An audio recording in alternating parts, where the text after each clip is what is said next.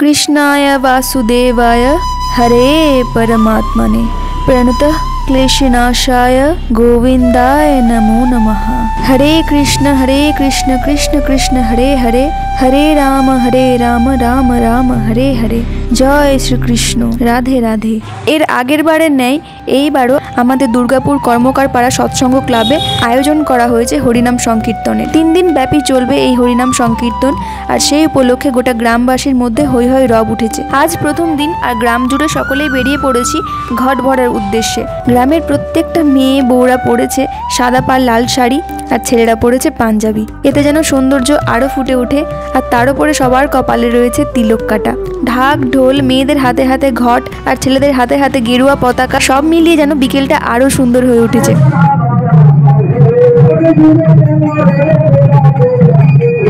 গ্রাম থেকে কিছু দূরে রয়েছে নিমতিতা ঘাট, আর সেখানেই আমরা যাচ্ছি জল আনয়নের জন্য। সকলে মিলে হাঁটতে হাঁটতে আর হরে কৃষ্ণ নাম জপ করতে করতে আমরা প্রায় পৌঁছে গিয়েছি গঙ্গার ঘাট। সবার হাতে হাতে গেরুয়া রঙের পতাকাটা কি সুন্দর ফুটে উঠেছে, তাই না? আর সাথে তো ঢাকের আওয়াজ রয়েছে। নদী তো এমনিই দেখতে সুন্দর, তার উপরে বিকেলের সূর্যের পরন্ত রোদ নদীকে যেন আরো সুন্দর করে তোলে। ঘটে জল ভরে নিয়ে আমরা আবার ফিরে চলে আসি মন্দিরে। এখন তো প্রায় সন্ধে লেগে এসেছে, এরপরে শুরু হবে হরিনাম সংকীর্তন। সন্ধে থেকে রাত পর্যন্ত রাধাকৃষ্ণ লীলা শেষ হওয়ার পরে গ্রাম থেকে আয়োজন করা হয়েছিল অন্নভোগের। এই 3 দিন ব্যাপী সংকীর্তন যে হবে, তার জন্য আগে থেকে সকল গ্রামবাসীদেরকে এখানে আমন্ত্রণ করা হয়েছিল, যেন এই 3 দিন ধরে বাড়িতে উনুন না জ্বালানো হয়। দুপুরবেলা রাত্রেবেলা 2 বেলায় কীর্তন শেষ করে কীর্তন শুনে এখানেই যেন অন্নভোগ গ্রহণ করা হয়। একটা কথা বলতেই হয়, আমি আমার এই পাড়া নিয়ে অত্যন্ত গর্বিত। আমি কোথাও দেখিনি আমার পাড়ার মতো সুন্দর পাড়া। অবশ্য সকলের কাছে নিজের জায়গা, নিজের জন্মভূমি, জন্মভিটে নিজের কাছে প্রিয়, আমার কাছেও তাই। আমি সত্যি বলতে খুব গর্ববোধ করি যখন আমি নিজের জায়গা নিয়ে, নিজের জন্মভিটে নিয়ে একটু ভাবি, একটু গভীরে ভাবি। ছোট থেকে যে পাড়ায় বড় হয়েছি, যে মন্দির দেখে এসেছি, সেই মন্দিরে এখন বর্তমানে আরো অনেক উন্নতি ঘটেছে। গত 2 বছরের মধ্যে এই মন্দিরের মধ্যে অনেক রকমের পরিবর্তন এসেছে। মন্দির চত্বর করা হয়েছে আরো অনেক অনেক অনেক সুন্দর।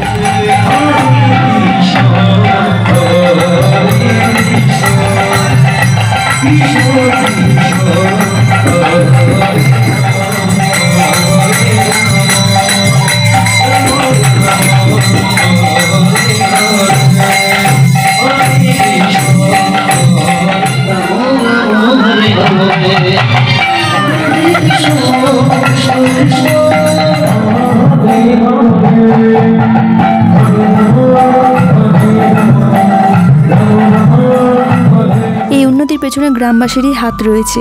সকলে মিলে একজোট হয়ে এই উন্নতির কাজে হাত না লাগালে হয়তো এটা সম্ভব হতো না।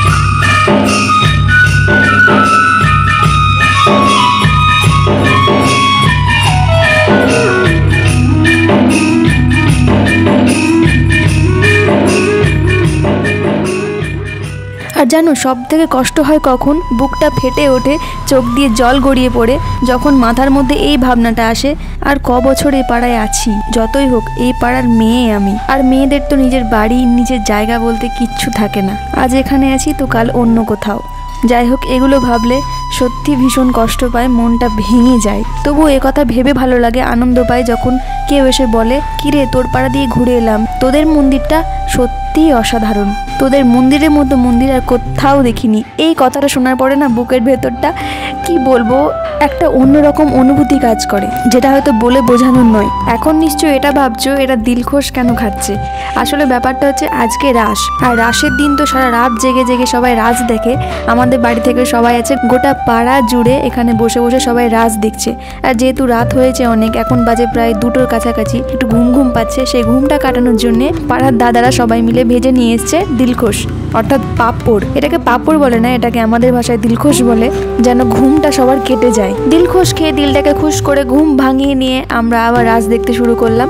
দেখতেই পাচ্ছ ওখানে কচি থেকে বুড়ো পর্যন্ত সবাই রয়েছে, সবাই আনন্দ করে রাজ দেখছে। এইভাবে আনন্দ মজা হই হুল্লোড়ের মধ্যে দিয়ে 3টে দিন কখন যে কেটে গেল বুঝতেই পারা গেল না। আর এটা হচ্ছে রাসের পরের দিন অর্থাৎ ধুলোটের দিন।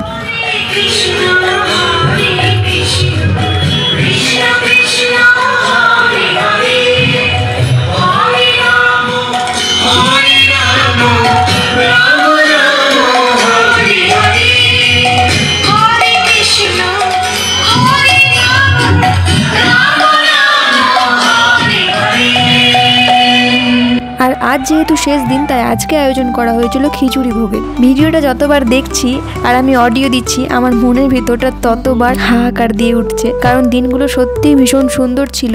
ভিডিওটা আজকে পোস্ট করলেও কীর্তন শেষ হয়েছে প্রায় 5 থেকে 6 দিন আগে, কিন্তু শত ব্যস্ততার মধ্যে আমার সম্ভব হয়ে ওঠে না সময়ের মধ্যে ভিডিও দেওয়া, তার জন্য আমি ভীষণ দুঃখিত। খিচুড়ি খেতে আমার খুব একটা ভালো না লাগলেও ভোগের খিচুড়ি কিন্তু আমার খুব প্রিয়। এই খিচুড়িতে যে কি দেওয়া থাকে আমি বুঝতে পারি না, তবে এই খিচুড়ির টেস্ট একদমই আলাদা হয় বাড়ির খিচুড়ির তুলনায়।